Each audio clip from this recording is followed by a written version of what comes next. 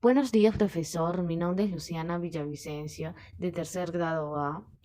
En esta oportunidad le voy a leer Solo vine a hablar por teléfono, de Gabriel García Márquez. Una tarde de lluvias primaverales, cuando viajaba sola hacia Barcelona, conduciendo un coche alquilado, María de la Luz Cervantes sufrió una avería en el desierto de los Monegros. Era una mexicana de 27 años, bonita y seria, que años antes había tenido un cierto nombre como artista de variedades. Estaba casada con un prestigiador de salón, con quien iba a reunirse aquel día, después de visitar a unos pacientes en Zaragoza.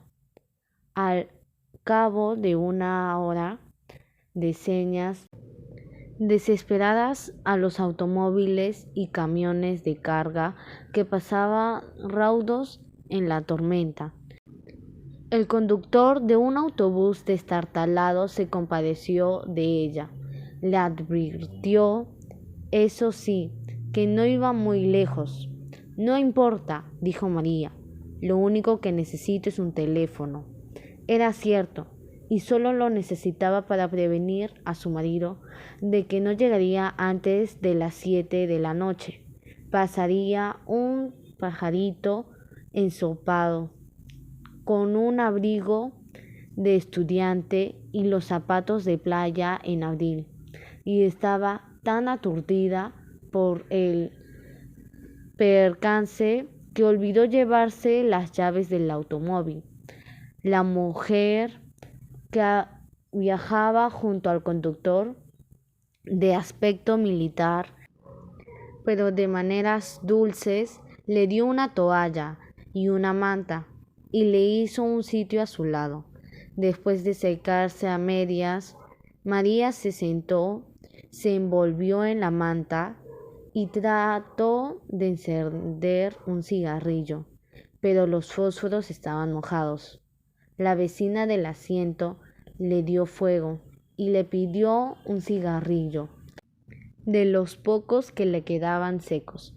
Mientras fumaban, María se dio a las ansias de desahogarse, y su voz resonó más que la lluvia o el traqueteo del autobús. La mujer le interrumpió con el índice de los labios. Están dormidas, murmuró.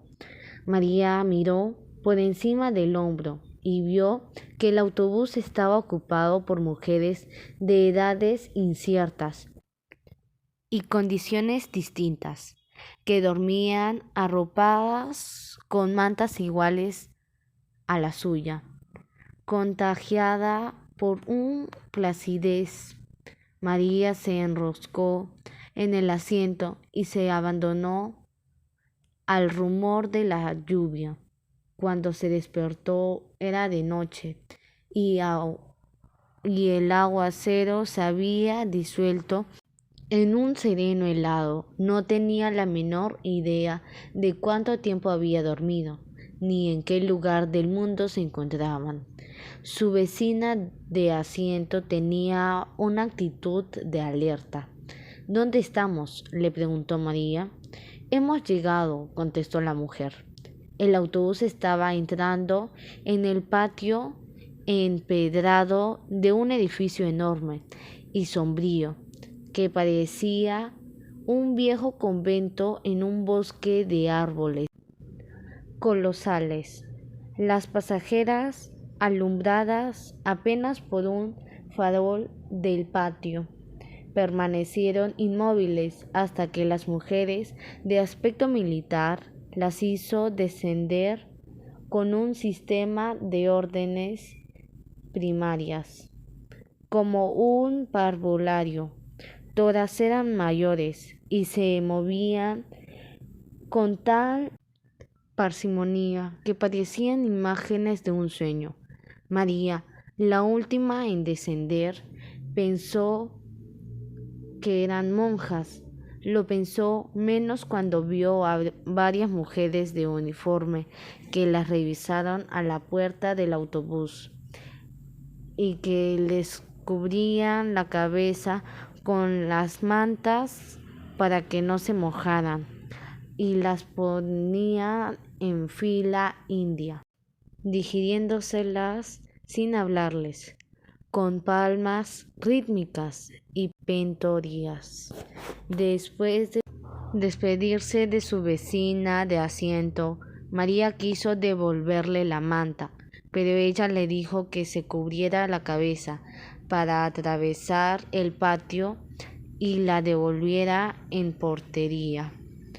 ¿Habrá un teléfono?, preguntó María. Por supuesto, dijo la mujer. Ahí mismo le indican. Le pidió a María otro cigarrillo y ella le dio el resto del paquete mojado. En el camino se secan, dijo. La mujer le hizo un adiós con la mano desde el estribo y casi le gritó: «Buena suerte». El autobús arrancó sin darle tiempo de más. María empezó a correr hacia la entrada del edificio. Una guardiana trató de detenerla con una palmada enérgica, pero tuvo que apelar a un grito imperioso. «¡Alto! He dicho». María miró por debajo de la manta y vio unos ojos de hielo y un índice inapelable que le indicó la fila. Obedeció.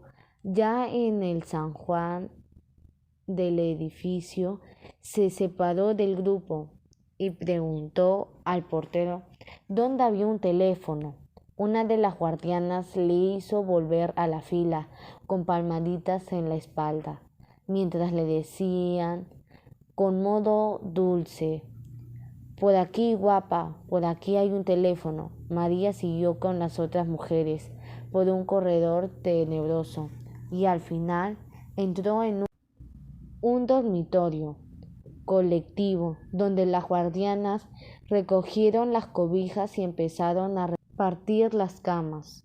Una mujer distinta que a María le pareció más humana y de jerarquía más alta recorrió la fila comparando una lista con los nombres que las recién llegadas tenían escrito en un cartón cosido en el corpiño. Cuando llegó frente a María, se sorprendió de que no llevara su identificación. «Es que yo solo vine a hablar por teléfono», le dijo María. Le explicó a toda prisa que su automóvil se había descompuesto en la carretera. El marido, que era mago de fiestas, estaba esperándola en Barcelona para cumplir 3 compromisos hasta la medianoche y quería avisarle de que no estaría a tiempo para acompañarlo. Iban a ser a las 7. Él debería salir de la casa dentro de 10 minutos y ella temía que la cancelara todo por su demora. La guardiana pareció escucharla con atención. «¿Cómo te llamas?», le preguntó. «María», le dijo su nombre con un suspiro de alivio. Pero la mujer no le encontró después de repasar la lista varias veces. Se lo preguntó alarmada a una guardiana y ésta, sin nada que decirle, se encogió de hombros. «Es que yo solo vine a hablar por teléfono», dijo María. «De acuerdo, maga», le dijo la superiora, llevándosela hacia la cama con una dulzura demasiado ostensible para ser real. «Si te portas bien, podrás hablar por teléfono con quien quieras, pero ahora no». Algo sucedió entonces en la mente de María que le hizo entender por qué las mujeres del autobús se movían con el fondo de un acuario. En realidad estaban apaciguadas, con sedantes y aquel espacio en sombras con gruesos murmuros de cantería y escaleras heladas era en realidad un hospital de enfermas mentales. Asustada, escapó corriendo del dormitorio y antes de llegar al portón, una guardiana gigantesca con un mameluco de mecánico la atrapó de un zarpazo y la inmovilizó en el suelo con una llave maestra. María le miró a través, paralizada por el terror. Por el amor de Dios, dijo, les juro por mi madre muerta que solo vine a hablar por teléfono. Mameluco, a quien llamaba Herculina por su fuerza descomunal, era la encargada de los casos difíciles y dos reclusas habían muerto estranguladas con un brazo de oso polar, adiestrado en el arte de matar por descuido. El primer caso se resolvió como un accidente comprobado. El segundo fue menos claro y Herculina fue honestada y advertida de que la próxima vez sería investigada a fondo.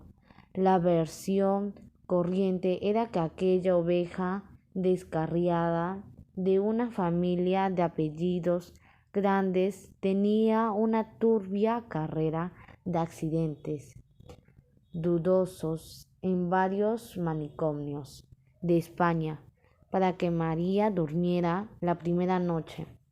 Tuvieron que inyectarle un somnífero antes de amanecer.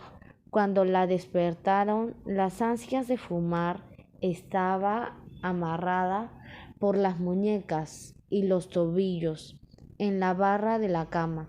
Nadie acudió a sus gritos. Por la mañana, mientras el marido no encontraba en Barcelona ninguna pista de su paradero, tuvieron que llevarla a la enfermería, pues la encontraron sin sentido en un pantano de sus propias miserias. No supo cuánto tiempo había pasado, cuando volvió en sí, pero entonces el mundo era remanso de amor y estaba frente a su cama un anciano monumental con una andadura de plantigrado y una sonrisa sedante, que con dos pases maestros le devolvieron la dicha de vivir. Era el director del sanatorio. Antes de decirle nada, sin saludarlo siquiera, María le pidió un cigarrillo. Él se lo dio encendido y le regaló el paquete casi lleno. María no pudo reprimir el llanto. Aprovecha ahora para llorar cuanto quieras, le dijo el médico, con voz adormecedora. No hay mejor remedio que las lágrimas. María se desahogó sin pudor, como nunca logró hacerlo con sus amantes casuales en los tedios de después del amor. Mientras la oía, el médico la peinaba con los dedos, le arreglaba la almohada para que respirara mejor, la guiaba por el laberinto de su incertidumbre con una sabiduría y una dulzura que ella no había soñado jamás. Era, por primera vez en su vida, el prodigio de ser comprendida por un hombre de la que escuchaba con toda el alma, sin esperar la recompensa de acostarse con ella. Al cabo de una hora larga, desahogada a fondo, le pidió autorización para hablarle por teléfono a su marido. El médico se incorporó con la majestad de su rango. Todavía no, reina, le dijo, dándole en la mejilla una palmadita más tierna que había sentido nunca. Todo se hará a su tiempo. Le hizo desde la puerta una bendición episcopal y desapareció para siempre. Confía en mí, le dijo. Esa misma tarde, María fue inscrita en el asilo con un número de serie con un comentario superficial sobre el enigma de su procedencia y las dudas sobre su identidad. Al margen quedó una calificación escrita de puño y letra del director, agitada. Tal como María lo había previsto, el marido salió de su modesto apartamento del barrio de Horta con media hora de retraso para cumplir los 3 compromisos. Era la primera vez que ella no llegaba a tiempo en casi 2 años de una unión libre bien concertada, y entendió el retraso por la ferocidad de la lluvia que asolaron la provincia aquel fin de semana. Antes de salir, dejó un mensaje clavado en la puerta con el itinerario de la noche. En la primera fiesta, con todos los niños disfrazados de canguros, desistió del truco estelar de los jueces invisibles, porque no podía hacerlo sin la ayuda de ella. El segundo compromiso era en casa de una anciana de 93 años y en silla de ruedas, que se aparecía de haber celebrado cada uno de sus últimos 30 cumpleaños con un mago distinto. Él estaba tan contrariado con la demora de María que no pudo concentrarse en la suerte más simples. El tercer compromiso era el de todas las noches en un café concierto de las Ramblas, donde actuó sin inspiración para un grupo de turistas franceses que no pudieron creer lo que veían porque se negaban a creer en la magia. Después de cada representación, llamó por teléfono a su casa y esperó sin ilusiones a que María le contestara. En la última ya no pudo reprimir la inquietud de que algo malo le había ocurrido. De regreso a casa, la camioneta adaptada para las funciones públicas vio el esplendor de la primavera en las palmeras del Paseo de Grecia y lo estremeció el pensamiento aciago de cómo podía ser la ciudad sin María. La última esperanza se desvaneció cuando encontró su recado todavía prendido en la puerta. Estaba tan contrariado que se le olvidó darle la comida al gato. Solo ahora que lo escribo, caigo en la cuenta que nunca supe cómo se llama en realidad, porque en Barcelona solo lo conocimos con su nombre profesional, Suertudo el Mago. Era un hombre de carácter raro, con una torpeza social irremediable, pero el tacto y la gracia que le hacían falta le asombraba a María. Era ella quien lo llevaba de la mano en esta comunidad, de grandes misterios, donde a nadie se le hubiera ocurrido llamar a nadie por teléfono después de la medianoche para preguntar por su mujer. Saturno lo había echado de reciente venido y no quería recordarlo. Así que esa noche se conformó con llamar a Zaragoza, donde una abuela medio dormida le contestó, sin alarma, que María había partido después del almuerzo. No durmió más de una hora al amanecer. Tuvo sueño cenagoso, en el cual vio a María con un vestido de novia en piltrafas y salpicado de sangre, y despertó con la certidumbre pavorosa de que había devuelto a dejarlo solo y ahora para siempre en el vasto mundo sin ella. Lo había hecho 3 veces, con 3 hombres distintos. Incluso él, en los últimos 5 años, lo había abandonado en Ciudad de México a los 6 meses de conocerse, cuando organizaban de felicidad con un amor demente. En un cuarto de servicio de la colonia Anzures, una mañana, María no amaneció en la casa después de una noche de abusos inconfesables.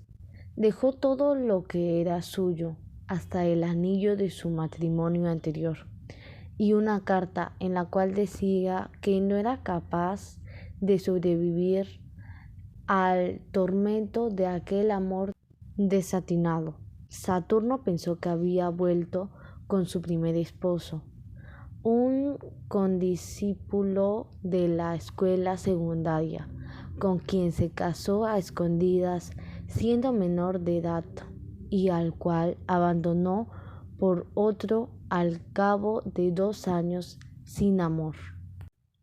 Pero no había vuelto a la casa de sus padres, y allí fue Saturno a buscarla a cualquier precio. Le rogó sin condiciones, le prometió mucho más de lo que estaba resuelto a cumplir, pero tropezó con una determinación invencible. Hay amores cortos y hay amores largos, le dijo ella, y concluyó sin misericordia. Este fue corto. Él se rindió ante su rigor. Sin embargo, una madrugada de Todos los Santos, al volver a su cuarto de huérfano después de casi un año de olvido, la encontró dormida en el sofá de la sala, con la corona de azares y larga cola de espuma de las novias vírgenes. María le contó la verdad. El nuevo novio, viudo, sin hijos, con la vida resuelta y la disposición de casarse para siempre por la Iglesia Católica, la había dejado vestida y esperando en el altar. Sus mariachis se pasó de tragos y un terrible estado de remordimientos tardíos. Se fue a la medianoche a buscar a Saturno. No estaba en casa, pero encontró las llaves en la maceta de flores del corredor, donde las escondieron siempre. Esta vez fue ella quien le rindió sin condiciones. ¿Y ahora hasta cuándo?, le preguntó él. Ella le contestó con un vestido de Vinicius de Horace. El amor es eterno mientras dura. 2 años después seguía siendo eterno. María pareció madurar. Renunció a sus sueños de actriz y se consagró a él, tanto en el oficio como en la cama. A finales del año anterior habían asistido a un congreso de magos en Perpignan. y de regreso conocieron a Barcelona. Les gustó tanto que llevaban 8 meses aquí. Les iba tan bien que habían comprado un departamento en el muy catalán barrio de Horta, ruidoso y sin portero, pero como el espacio que sobraba para 5 hijos había sido la felicidad posible, hasta el fin de semana, en que ella alquiló su automóvil, que se fue a visitar a sus parientes de Zaragoza, con la promesa de volver a las 7 de la noche del lunes, al amanecer del jueves. Todavía no había dado señal de vida. El lunes de la semana siguiente, la compañía de seguros del automóvil alquilado llamó por teléfono a casa para preguntar por María. No sé nada, dijo Saturno. Búsquenla en Zaragoza. Colgó. Una semana después, un policía civil fue a su casa con la noticia de que había hallado el automóvil en los puros huesos en un atajo de cerca de Escadací, a 900 kilómetros del lugar donde María lo abandonó. El agente quería saber si ella tenía más detalles del robo. Saturno estaba dándole de comer al gato y apenas si lo miró para decirle sin más vueltas que no perdieran el tiempo, pues su mujer se había fugado de la casa y él no sabía con quién ni para dónde. Era tal su convicción que el agente se sintió incómodo y le pidió perdón por sus preguntas. El caso se declaró cerrado. El recelo de que María pudiera irse otra vez había saltado a Saturno por Pascua, Florida, en Cadasque, donde Rosa Regas lo había invitado a navegar a vela. Estamos en Maritim, el populoso y sordido bar de la Jauche Divine, en el crepúsculo del flaquismo, alrededor de aquellas mesas de hierro, con sillas de hierro, donde solo cabíamos 6 a duras penas, y nos sentábamos 20. Después de agotar la segunda cajetilla de cigarrillos de la jornada, María se encontró sin fósforos, un brazo escuálido de vellos viriles, con una esclava de bronce romano. Se abrió paso entre el tumulto de la mesa y le dio fuego. Ella lo agradeció sin mirar a quién, pero Saturno, el mago, lo vio.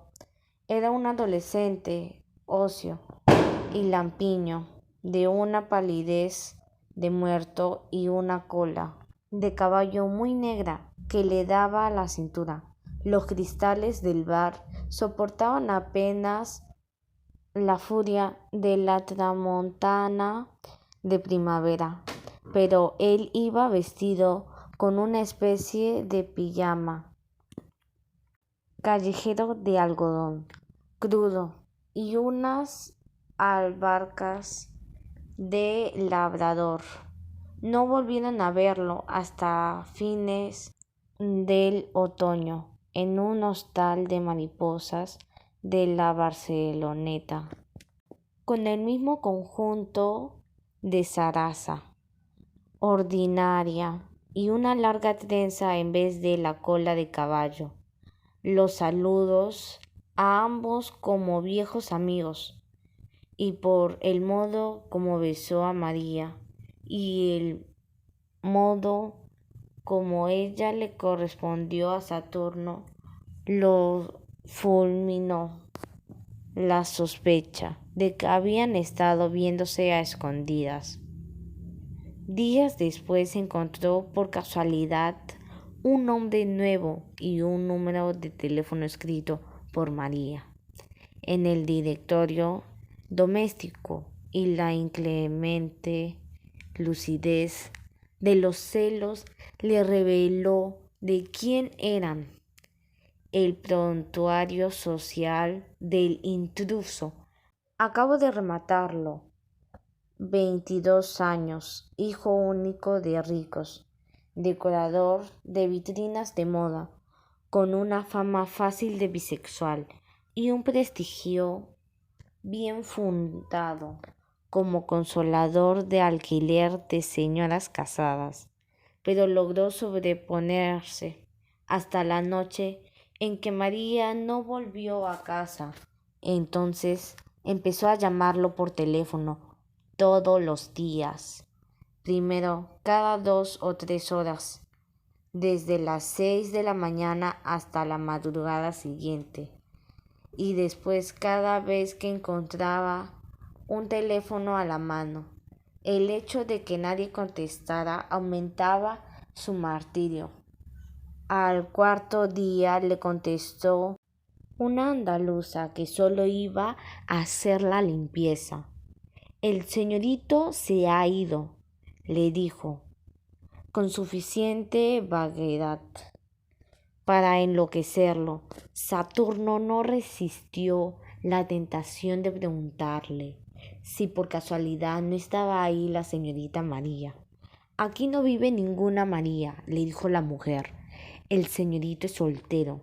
Ya lo sé, le dijo él. No vive, pero a veces va, ¿o no? La mujer se encabritó. ¿Pero quién coño habla ahí? Saturno colgó. La negativa de la mujer le apareció una confirmación más de lo que ya no era para él una sospecha, sino una incertidumbre ardiente. Perdió el control. En los días siguientes llamó por orden alfabético a todos los conocidos de Barcelona. Nadie le dio la razón, pero cada llamada le agravó la desdicha, porque sus delirios de celos eran ya célebres entre los trasnochadores. Inmediatamente de la Geuche divine y le contestaban con cualquier broma que lo hiciera sufrir. Solo entonces comprendió hasta qué punto estaba solo en aquella ciudad hermosa, lunática e en la que nunca sería feliz. Por la madrugada, después de darle de comer al gato, se apretó el corazón para no morir y tomó la determinación de olvidar a María. A los 2 meses, María no se había adaptado aún a la vida del sanatorio. Sobreviviría picoteando apenas la pitanza de cárcel, con los cubiertos encadenados al mesón de madera bruta y la vista fija en la litografía del general Francisco Franco, que presidía el lúgubre comedor medieval. Al principio se resistía a las horas canónicas con su rutina vocalicona de maitines, laudes, vísperas y otros oficios de iglesia que ocupan mayor parte del tiempo. Se negaba a jugar a la pelota en el patio de recreo y trabajaba en el taller de flores artificiales que un grupo de reclusas atendía con una huella digital frenética. Pero a partir de la tercera semana fue incorporándose poco a poco a la vida del claustro. A fin de cuentas, decían los médicos, así empezaban todas, y tarde o temprano terminaban por integrarse a la comunidad. La falta de cigarrillos, resuelta en los primeros días por una guardiana que solo le vendía a precio de oro, volvió a atormentarla cuando se le agotó el poco dinero que llevaba. Se consoló después con los cigarrillos de papel periódico que algunas reclusas fabricaban con las colillas recogidas de la basura, pues la obsesión de fumar había llegado a ser tan intensa como la del teléfono. Las pesetas exiguas que se ganó más tarde fabricando flores artificiales le permitieron un alivio efímero. Lo más duro era la soledad de las noches. Muchas reclusas permanecían despiertas en la penumbra, como ella, pero sin atreverse a nada, pues la guardiana nocturna velaba también el portón cerrado, con cadena y candado. Una noche, sin embargo, abrumada por la pesadumbre, María preguntó con voz suficiente para que la oyera su vecina de cama: ¿Dónde estamos? La voz grave y lúcida de la vecina le contestó: en los profundos infiernos. Dicen que esta tierra de moros, dijo otra voz distante que resonó en el ámbito del dormitorio. Y debe ser cierto, porque en verano, cuando hay luna, se oye a los perros ladrándole a la mar. Se oyó la cadena en las argollas como un ancla de galeón, y la puerta se abrió. La casevera, el único ser que parecía vivo en el silencio instantáneo, empezó a pasearse con un extremo al otro del dormitorio. María se sobrecogió y solo ella sabía por qué. Desde su primera semana en el sanatorio, la vigilante nocturna le había propuesto sin rodeos que durmiera con ella en el cuarto de guardia. Empezó con un tono de negocio concreto: trueque de amor por cigarrillos, por chocolates, por lo que fuera. Tendrás todo, le decía, trémula. Serás la reina. Ante el rechazo de María, la guardiana cambió de método. Le dejaba papelitos de amor debajo de la almohada, en los bolsillos de la bata, en los sitios menos pensados. Eran mensajes de un premio desgarrador, capaz de estremecer a las piedras. Hacía más de un mes que parecía resignada a la derrota. La noche en que se promovió el incidente en el dormitorio, cuando estuvo convencida de que todas las reclusas dormían, la guardiana se acercó a la cama de María y murmuró en su oído toda clase de obscenidades tiernas mientras le besaba la cara, el cuello tenso de terror, los brazos yermos, las piernas exhaustas. Por último, creyendo tal vez que la parálisis de María no era de miedo, sino de complacencia, se atrevió a ir más lejos. María le soltó entonces un golpe con el revés de la mano que le mandó contra la cama vecina.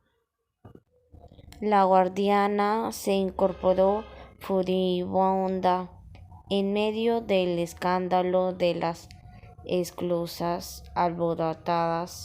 Hija de puta, gritó, nos pudriremos juntas en este chiquero hasta que te vuelvas loca por mí. El verano llegó sin anunciarse el primer domingo de julio y hubo que tomar medidas de emergencia porque las reclusas sofocadas empezaban a quitarse durante la misa los balandres de esta meña. María asistió divertida al espectáculo de las enfermeras en pelota que las guardianas correteaban por las naves como gallinas ciegas.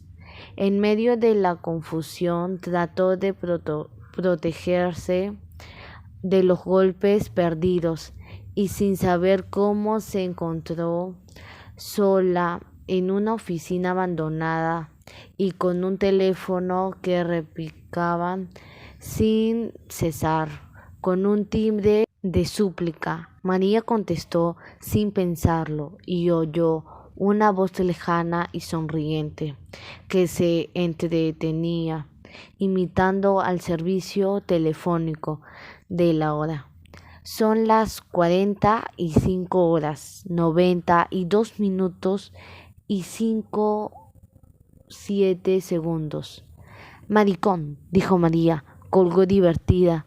Ya se iba cuando cayó en la de que estaba dejando escapar una ocasión irrepetible. Entonces marcó 6 cifras. Con tanta tensión y tanta prisa que no estuvo segura de que fuese el número de su casa, esperó con el corazón desbocado. Oyó el timbre, una vez, de 2 veces, 3 veces, y oyó por fin la voz del hombre de su vida en la casa sin ella. Bueno, tuvo que esperar a que se le pasara la pelota de lágrimas que se le conformó en la garganta. Conejo, vida mía, suspiró. Las lágrimas la vencieron. El otro lado de la línea hubo un breve silencio de espanto y una voz enardecida por los celos escupió la palabra puta y colgó en seco. Esa noche, en un ataque frenético, María descolocó en el refectorio la litografía del generalísimo, la arrojó con todas sus fuerzas contra el vitral del jardín y se le derrumbó bañada en sangre. Aún le sobró rabia para enfrentarse a golpes con los guardianes que trataban de someterla sin lograrlo hasta que vio a Herculina plantada en el vano de la puerta con los brazos cruzados mirándola. Se rindió. No obstante, la arrastraron hasta el pabellón de las locas furiosas. La aniquilaron con una manguera de agua helada y le inyectaron trementina en las piernas, impedida para caminar por la inflamación provocada. María se dio cuenta de que no había nada en el mundo que no fuera capaz de hacer por escaparse de aquel infierno. La semana siguiente, ya de regreso al dormitorio común, se levantó de puntillas y tocó en la celda de la guardiana nocturna. El precio de María, exigido por ella de antemano, fue levantarse un mensaje de su marido. La guardiana aceptó, siempre que el trato se mantuviera en secreto absoluto, y la apuntó con un índice inexorable. Si alguna vez se sabe, te mueres. Así que Saturno el mago fue al sanatorio de locas el sábado siguiente con la camioneta de circo preparada para celebrar el regreso de María. El director en persona lo recibió en su oficina. tan limpia y ordenada como un barco de guerra, y le hizo un informe afectuoso sobre el estado de su esposa. Nadie sabía de dónde llegó, ni cómo, ni cuándo, pues el primer dato de su ingreso era en el registro oficial dictado por él cuando la entrevistó. Una investigación iniciada en ese mismo día no había concluido nada. En todo caso, lo que más intrigaba al director era cómo supo Saturno el paradero de su esposo. Saturno protegió a la guardiana. Me lo informó en la compañía de seguro del coche, dijo. El director asintió complacido. No sé cómo hacen los seguros para saberlo todo, dijo. Le dio una ojeada al expediente que tenía sobre su escritorio de aceta y concluyó. Lo único cierto es la gravedad de su estado. Estaba dispuesto a autorizarle una visita con las preocupaciones debidas si Saturno, el mago, le prometía, por el bien de su esposa, ceñirse a la conductora que él le indicaba, sobre todo en la manera de tratarla, para evitar que recayera en uno de sus arrebatos de furia cada vez más frecuentes y peligrosos. Es raro, dijo Saturno, siempre fue de genio fuerte, pero de mucho dominio. El médico hizo un ademán de sabio. Hay conductas que permanecen latentes durante muchos años y un día estallan, dijo. Con todo, es una suerte que haya caído por aquí, porque somos especialistas en casos que requieren mano dura. Al final hizo una advertencia sobre la rara obsesión de María por el teléfono. Sígale la corriente, dijo. Tranquilo, doctor, dijo Saturno, con un aire alegre. Es mi especialidad. La sala de visitas, mezcla de cárcel y confeccionario, era un antiguo locutorio del convento. La entrada de Saturno no fue la explosión de júbilo que ambos hubieran podido esperar. María estaba de pie en el centro del salón, junto a la mesita con 2 sillas y un florero sin flores.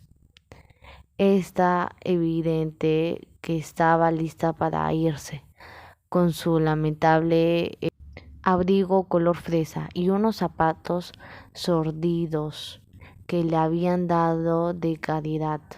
En un rincón, casi invisible, estaba Herculínea, con los brazos cruzados. María no se movió a ver entrar al esposo, ni asomó emoción alguna en la cara todavía salpicaba por los estragos del vitral. Se dieron un beso de rutina. ¿Cómo te sientes?, le preguntó él. Feliz de que al final hayas venido, conejo, dijo ella. Esto ha sido la muerte. No tuvieron tiempo de sentarse.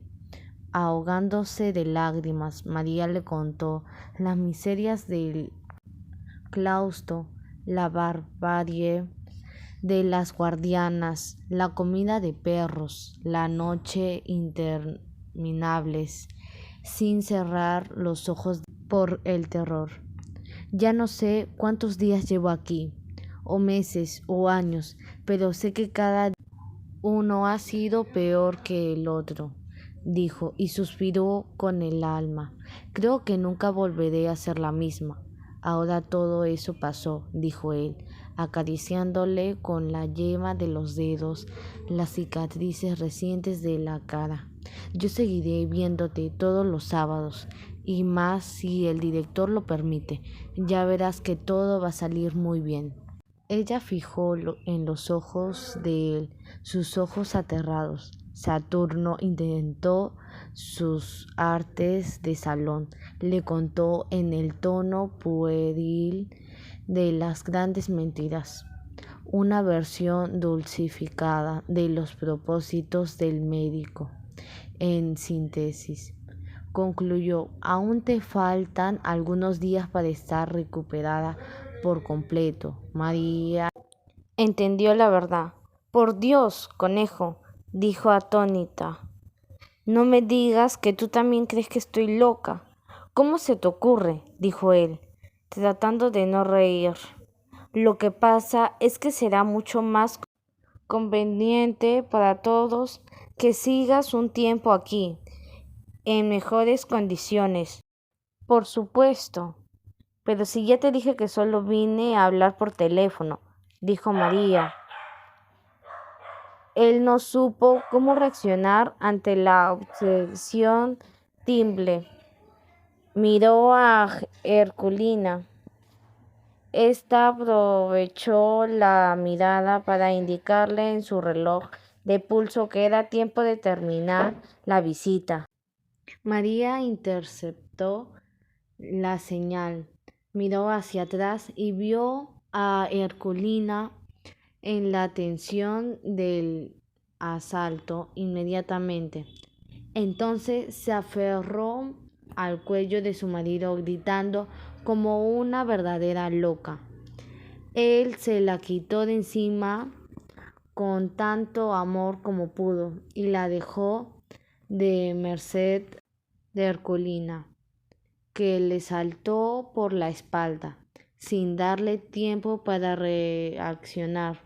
Le aplicó una llave con mano izquierda, le pasó el otro brazo de hierro alrededor del cuello y le gritó a Saturno, el mago. Váyase. Saturno huyó despavorido.